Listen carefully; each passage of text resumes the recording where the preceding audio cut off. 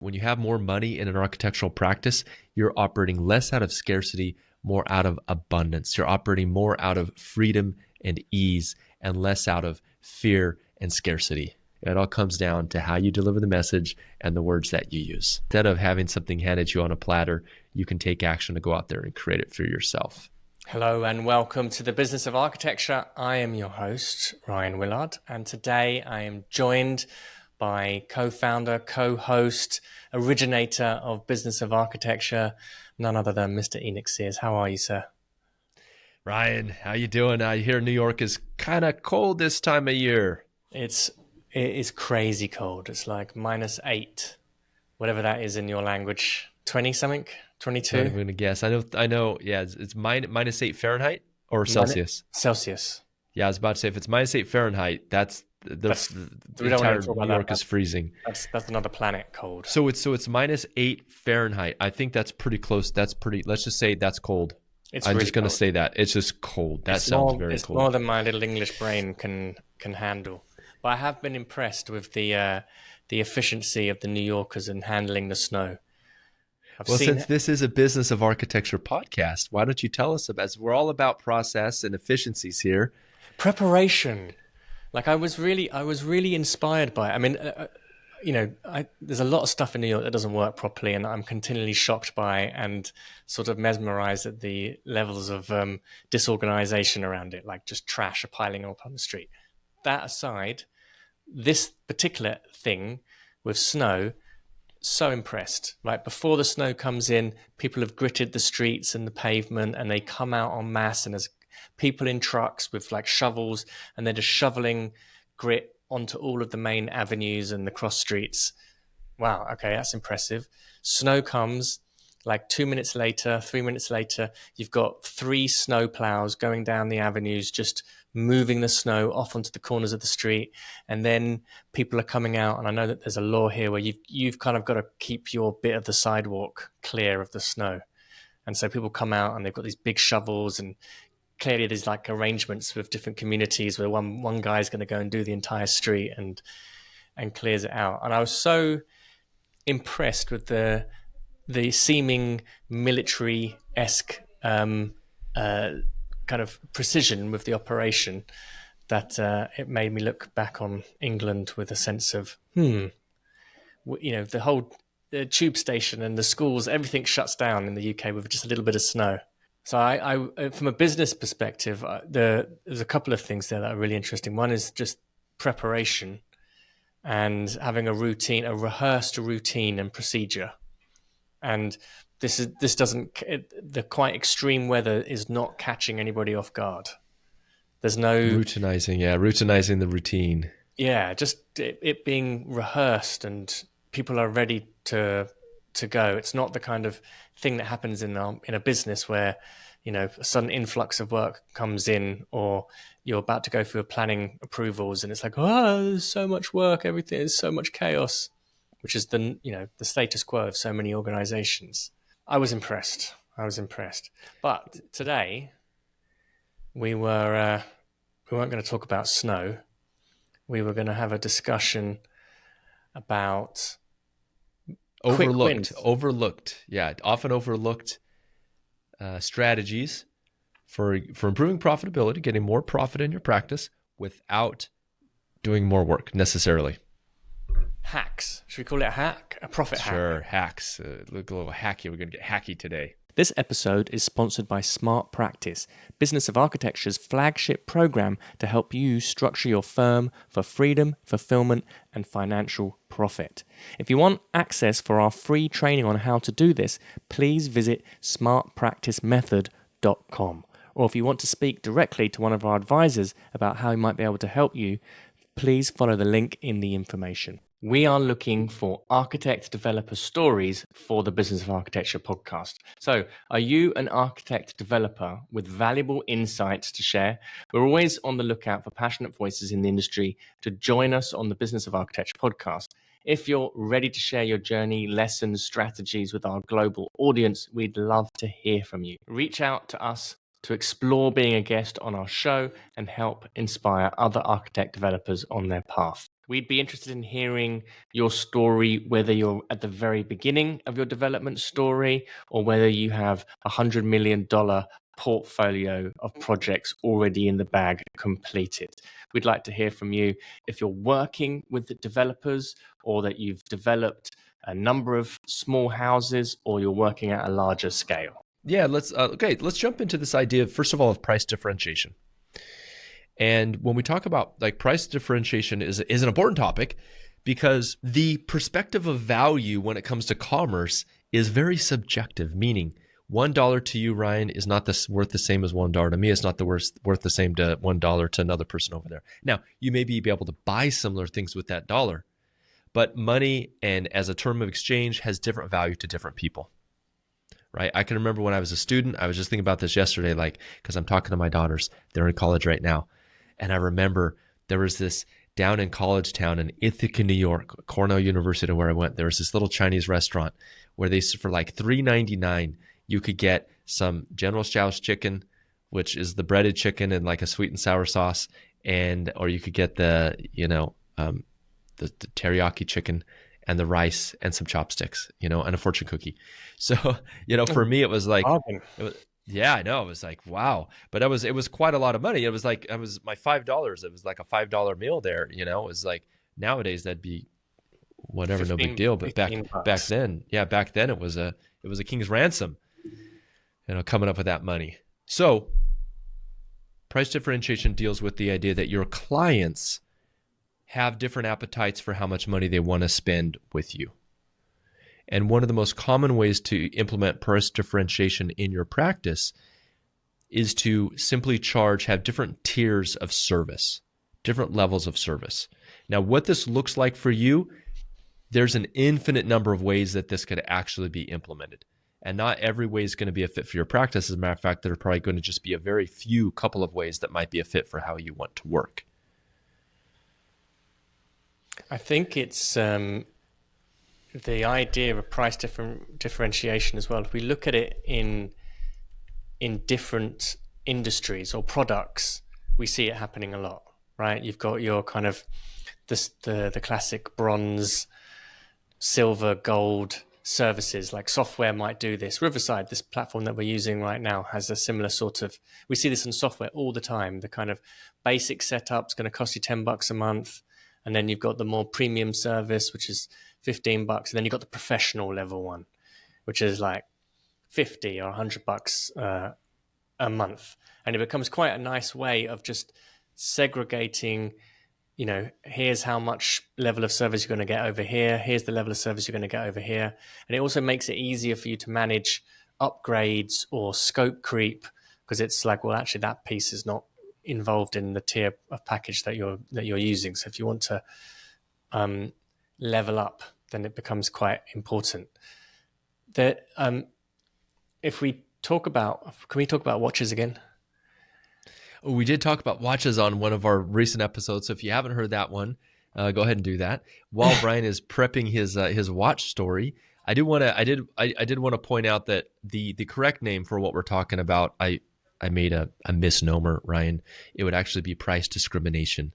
So today the strategy we're talking about, this is the academic erudite way to speak about this, is in terms of price discrimination. This is what they would say within the hallowed halls of Oxford or Harvard as they're discussing the macroeconomic trends and the microeconomic policies. So price discrimination, there's different degrees of price discrimination, but what we're talking about today fits into that idea where Ryan was talking about bronze level. We've all seen it, silver level.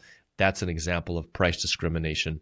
And yeah, so Ryan, we're still in the same, we're still talking about the same thing. Still talking about the same thing, exactly the same thing. It's different name, same thing. What do you think of the idea of pricing being positioning? I think it is positioning. Absolutely. It's a super important part of positioning.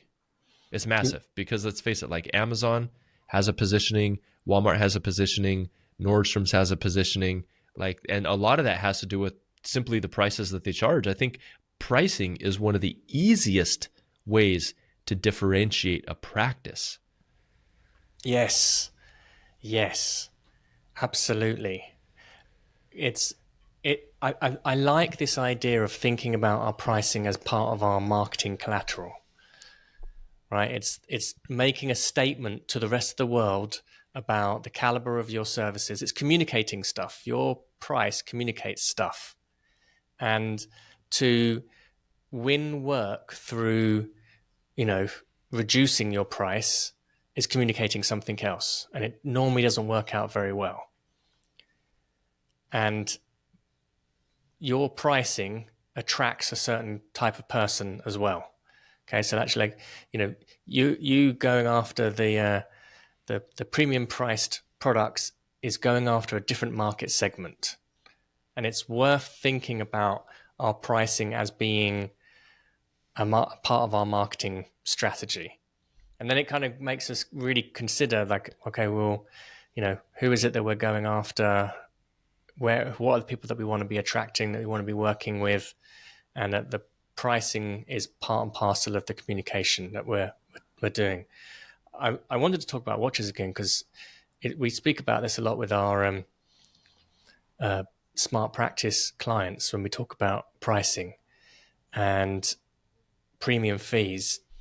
And I always look at the example of Rolex because they're quite an interesting company, in the sense that even an entry-level Rolex is still, you know, $7,000-8,000, and then you've got the higher level ones at 15, and then they go up to 30, and then they go up to kind of ridiculous prices.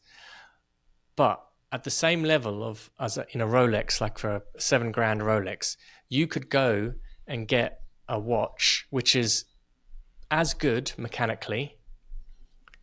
It does the same thing, you know, maybe a $3,000 watch, still expensive watches, and you know you've got a product now which is cheaper, but it's not in the same category.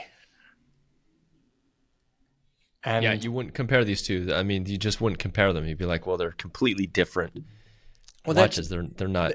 Yeah, they're kind of. People want to pay. People know and will willingly want to pay for the Rolex brand because there's something more. What's the word? It's a Rolex. It's the brand. It's a Rolex. Rolex is an amazing company in the sense that it's producing more watches than most companies. They produce like 1 million watches a year, so they're not that scarce. Wow. But if you want to get one, you have to wait for one. You have to be put onto a waiting list. So there's this idea of scarcity. We've spoken about that before. They're at a certain level of, you know, you can get an equivalently, you could get a watch which is as good as a Rolex in terms of its mechanics and its operations and the precious. Citizen. I love Citizen watches. Example, right? You get a nice Citizen for $400, $300. Yeah, or like maybe more comparably, like a Tudor or something like that, right? It's still a really good watch, but it's not. It's $3,000 as opposed to 7.5, and they're both like, you know, product-wise very, very, very similar. But Rolex, they protect their whole brand by being expensive. Like you cannot get them cheap, and if they were to go cheap, it would just lower the caliber of the whole thing. Dilute. We call it dilution. They would dilute their brand. It would dilute it. It would dilute the prestige of having it. Indeed. And so people are happily willing to pay more because of the brand, and there's something about it's now appealing to. It's got status attached to it. It's more transformational as a product because of the brand identity that you end up associating with it. But the pricing of it it's just elevating it. Yeah, and this is where marketing gets so interesting because it's so tied into human psychology. And one of my just passions in life is learning how human beings think, how they make decisions, how that relates to our emotions. It's a psychology. It's psychology of the mind. They call it like the final frontiers, the human mind, the brain, and understanding that, right, if an alien came to our planet, or a baby or a child that had no context for branding and anything like that, a robot, they might say, well, why would I pay $5,000 more for a watch that can do the exact same thing as this one that cost me half as much, right? Or handbags. I mean, look at how much people pay for handbags, right? I mean, shoot, there's probably no limit. I don't know the most expensive handbag ever sold, but it's probably over $1 million. And it's probably designed by some, jeweler, and it's a one-of-a-kind piece, right? And then you have the handbag. You go down to your local Walmart and your local variety store, and you pick up a handbag for $12, right? That's like a massive difference. That's a massive difference. So the principle here is that price discrimination, by price discrimination, you're speaking to different parts of the market, right? You're just saying, okay, in a big market, so let's say in a handbag market. In a handbag market, there's a whole lot of people who they just want a $12 handbag. Nope, nothing wrong with that. They just want a $12 handbag. And a lot of them couldn't afford anything more than a $12 handbag or wouldn't want to. And then you have a very small, minute, very select group of people who are willing to pay $5,000, $10,000 for a handbag. And then, of course, the one-off, just crazy, out to the moon situations where someone's going to buy a handbag for $1 million, right? So if we shrink down this great macro principle and we look at just your architectural practice, this is where there's another principle called the Pareto principle that we've talked about before. You should be if you're a listener, you should be a stranger to this idea that 20% of your clients likely possess 80% of the wealth of all the clients. So let's say you had 100 clients. I know you wouldn't have that many, but let's just say you did. Let's just say 10. You have 10 clients. That's more realistic. 100 clients, that sounds like a nightmare. I'm going to go jump off a bridge. So you have 10 clients, and out of those 10 clients, if we took all their bank accounts, all their investments, all their wealth, what you would probably discover is that it would be unequally distributed, meaning that 2 of those clients, 20% of those clients, would possess the lion's share of the wealth of all of those clients, right? So that's the idea here. So along with that idea, we can also assume that as clients come into your practice, that they all have different appetites for how they perceive money and how they value their time. So for instance, just one example, some clients will be willing to pay a lot more money to shorten the time that it takes to get their project done. So the question that you need to face as an architect is it ethical? Maybe we could discuss this, Ryan. Is it ethical to charge a client more if they want to get their project done faster than is our standard, or something of the sort? What do you think? Why wouldn't it be ethical? What are the philosophical and ethical considerations at play here? Yeah. Well, I don't think it should be, but like someone could just raise up the question, well, why would I charge one client more, or give one client more for being able to pay more than another client? Yeah, because there's a distinction in the value proposition to that individual. Okay, there's certainly, I know people can misinterpret this as like price gouging. Okay, which is like, that's when there's a hurricane headed to Florida and you're out there selling the last piece of plywood for the last 10 sheets of plywood for $200 a piece, $1,000 a piece. Or like people buying up all the toilet paper during COVID and then selling it. Or hand sanitizer. We had a toilet paper auction happening here in front of my house, man. We had a little stand set up. Kids are out there, they chucked the lemonade stand and they're like toilet paper now. Were they selling it for like 400 quid?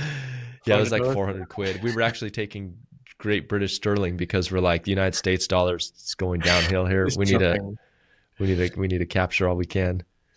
So there's supply and demand, which is the kind of underlying principle of economics. There's then, whatever ethical dilemma you might end up getting yourself into if you're like mass bulk buying a kind of staple good that's needed for people's health, and then selling it back to people who are in need of it at a massive dire premium. need of it. There's exploitation. There's ethical questions around doing that, and that's not what we're talking about here. But it is, it's interesting to consider in terms of time. Let's say that you're charging by the hour, and you get the project done within a week, and you get paid $10,000. And then your competitor, who's also charging by the hour, same price as you, let's say, but they take 2 weeks, and now they're getting paid twice the amount that you were getting paid to do the project. That's more ethically challenging, like for the client. And the architect is like, well, it now benefits the architect to take more time to do the project. Okay, so what are they doing? Are they inventing services? On the other side of it, you've got the architect who's had the skill set to be able to deliver it much quicker. The client had a need to get it done much quicker because they were going to lose money, for example, if it was done within the 2 weeks. So it makes more sense that there's a premium attached to that service of it being in a compressed timeline because there is more value associated to it with that client. And there are going to be clients who, for them, you being able to do it twice as quick is going to be massively valuable. We see this with our clients where they negotiate deals sometimes with developers where the developer will often be willing to pay a much higher premium for the service if the architect can adapt their fees. So they slow down how long they have to pay it for. Okay, so we've got a client and they'll often they'll charge a base rate, so they're kind of collecting some money up front. And then when it gets approval, they might even put a risk clause into the approval. But if it gets approval, or they start getting bonuses for each unit that they're getting approvals for. And a well-run practice that can take that risk and has a lot of detailed knowledge about the context they're operating in, that can be a very good strategic play where you're creating a lot of extra value without any additional work on your side, because it's so valuable to the client to not have to pay all the architectural soft costs up front before they've secured their investment. Exactly. And here's why this is a win for our listeners, this idea of price discrimination, and why we're talking about this is overlooked strategies for increasing your profitability or practice.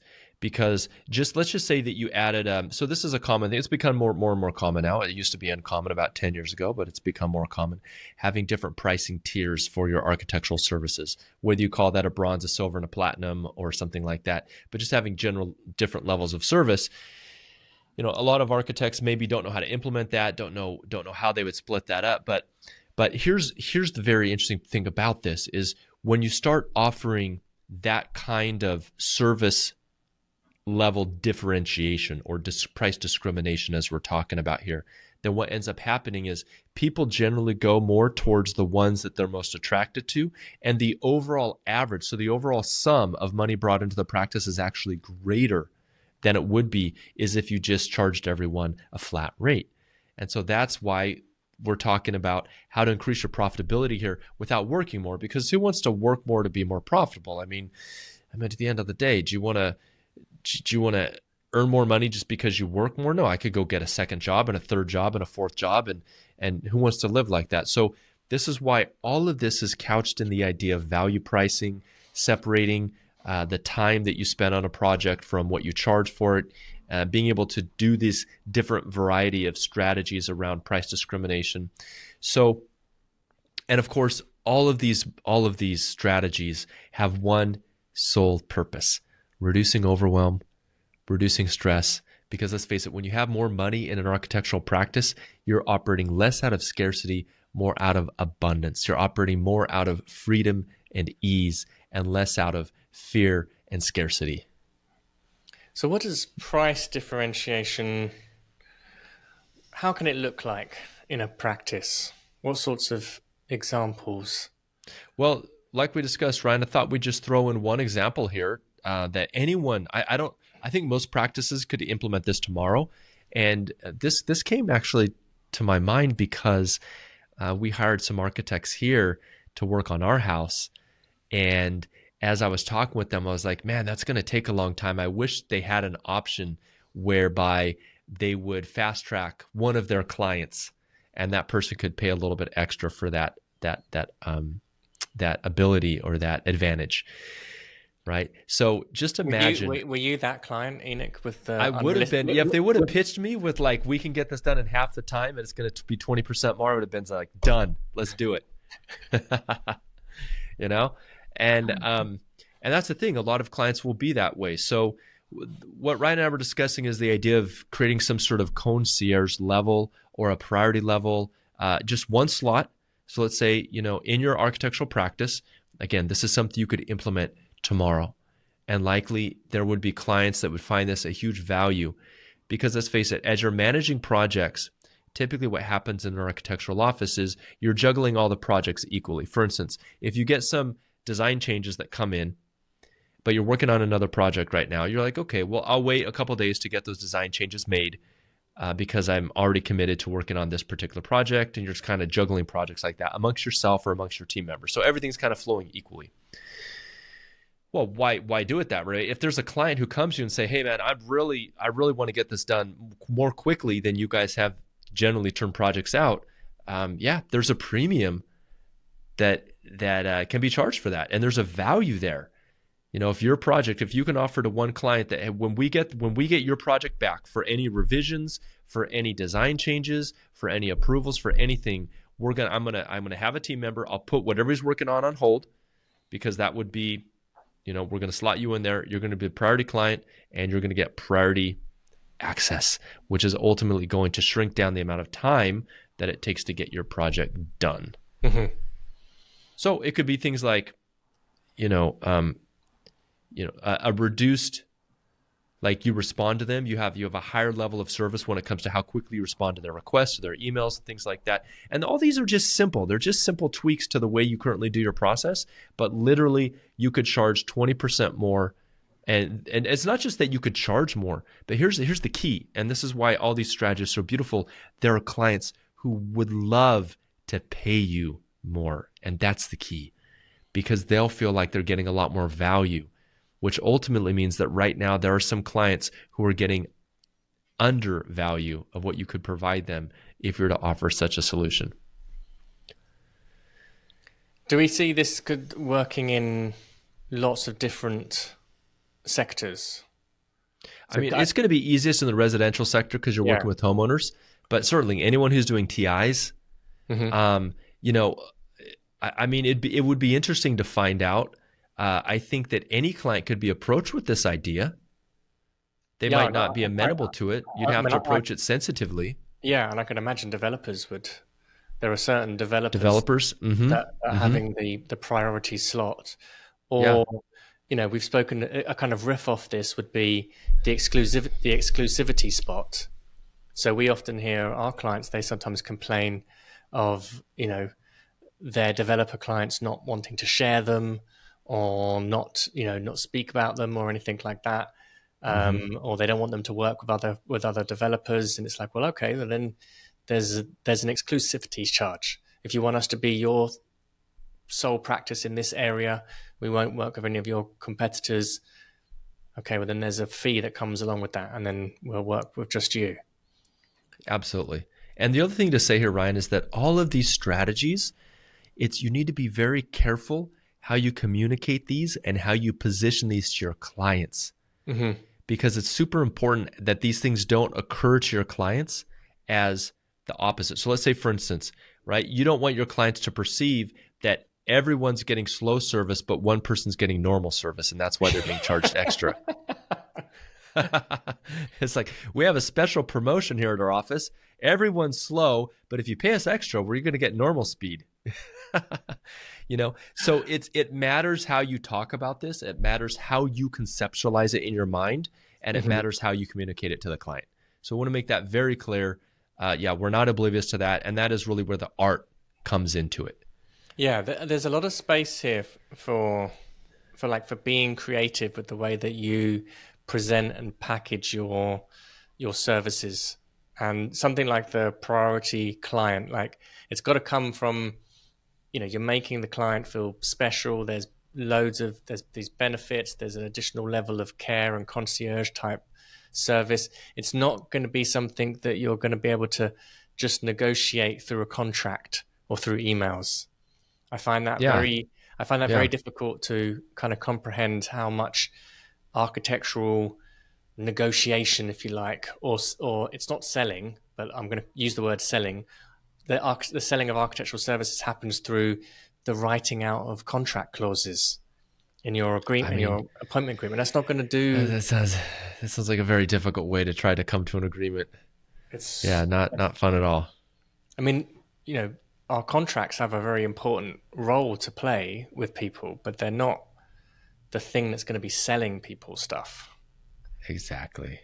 Exactly. That That that is a key. That's a whole nother 10 podcast episodes right there. But yeah. give us the short, like, what do you mean, Ryan?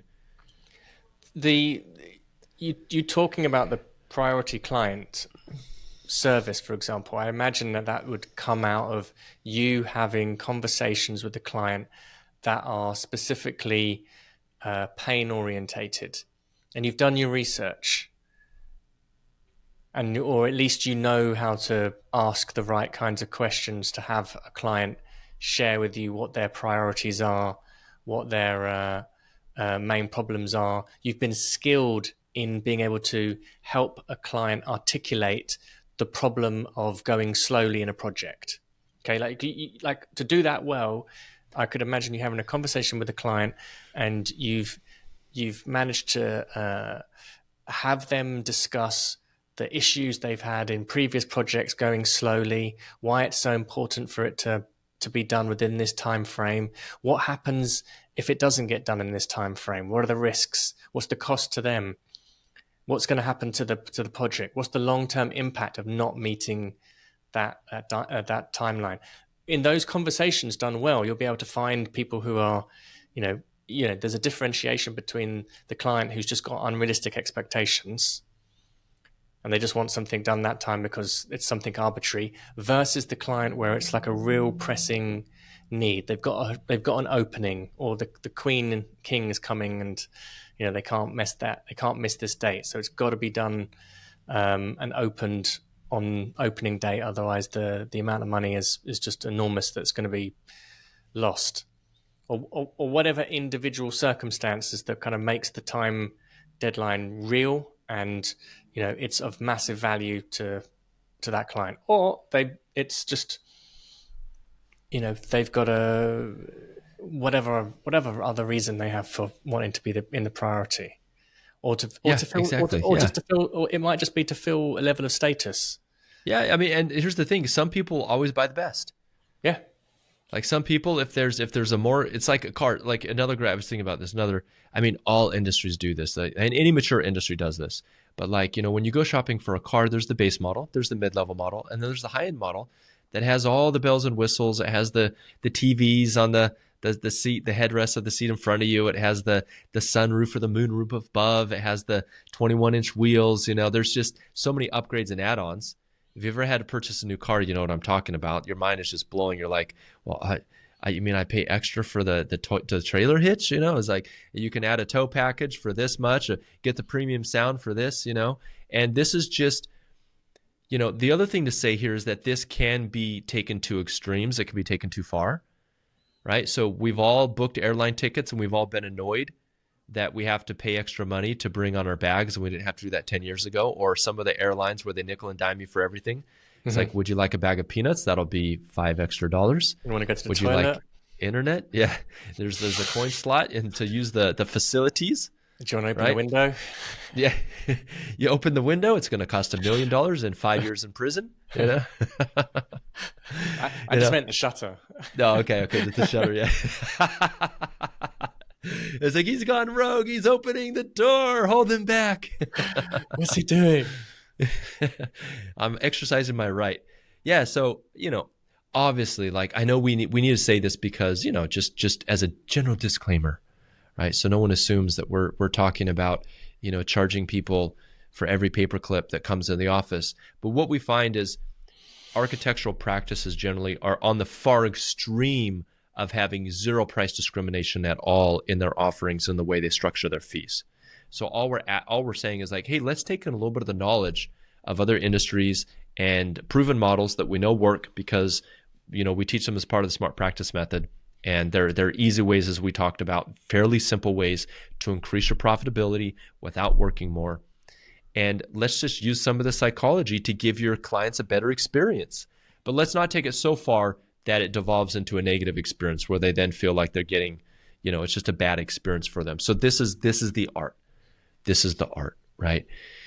You can give your daughter feedback about her crayon picture that she came home from school, in second grade. She's showing you her beloved drawing, and you can either make her beaming with joy by the feedback you give her, or you can make her cry. It all comes down to how you deliver the message and the words that you use.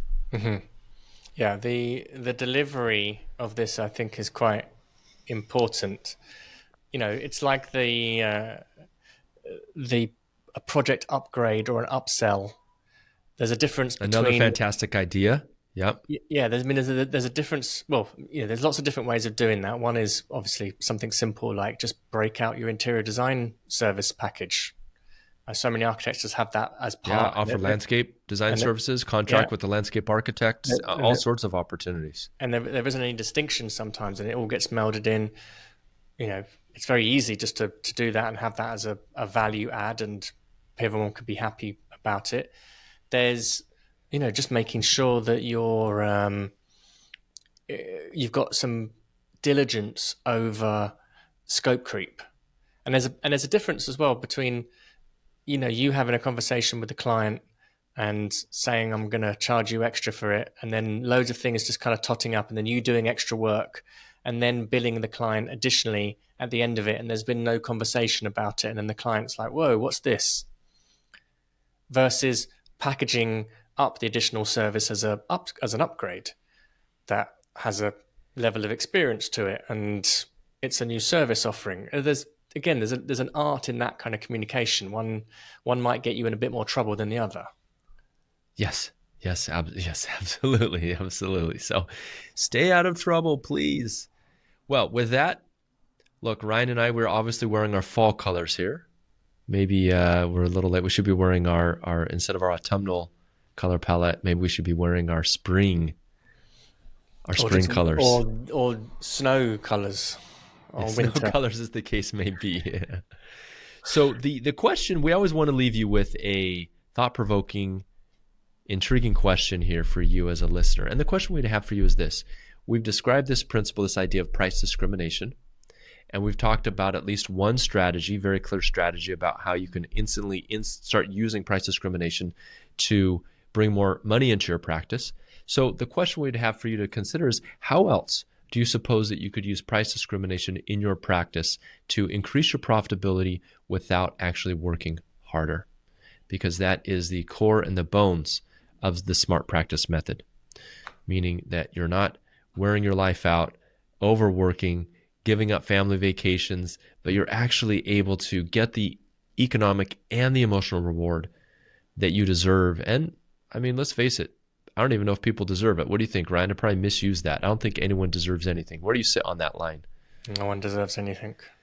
Yeah, so let's not say it's that you deserve it, but let's say that it's possible for you. That's even more powerful, because instead of having something handed to you on a platter, you can take action to go out there and create it for yourself. For sure. Hey, Enoch Sears here, and I have a request. Since you are a listener here of the Business of Architecture podcast, Ryan and I, we love putting this podcast together. We love sharing information as much as we can glean from all the other industries that we're a part of to bring it back to empower you as an architect and a designer.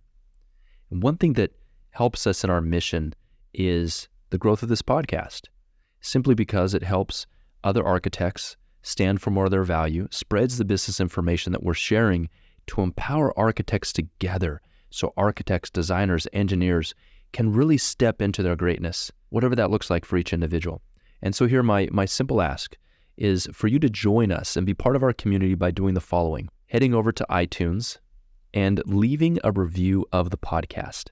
And as an expression of our sincere thanks, we would like to give you a free CEU course that can get you one professional development unit, but more importantly, we'll give you a very solid and firm foundation on your journey to becoming a profitable and thriving architect. So here's the process for that. After you leave us a review, send an email to support@businessofarchitecture.com. Let us know the username that you use to leave the review, and we will send you that free training. On the training, you'll discover what 99% of architecture firm owners wish they would have known 20 years ago. Hello, listeners. We hope you're enjoying our show. We love bringing you these insightful conversations, but we couldn't do it without the support of our amazing sponsors. If you're a business owner or know someone who would be an excellent fit for our audience, we'd love to hear from you. Partnering with us means your brand will reach over 40,000 engaged listeners each month. Interested in becoming a sponsor? Please send us an email at support@businessofarchitecture.com. The views expressed on this show by my guests do not represent those of the host, and I make no representation, promise, guarantee, pledge, warranty, contract bond, or commitment except to help you be unstoppable.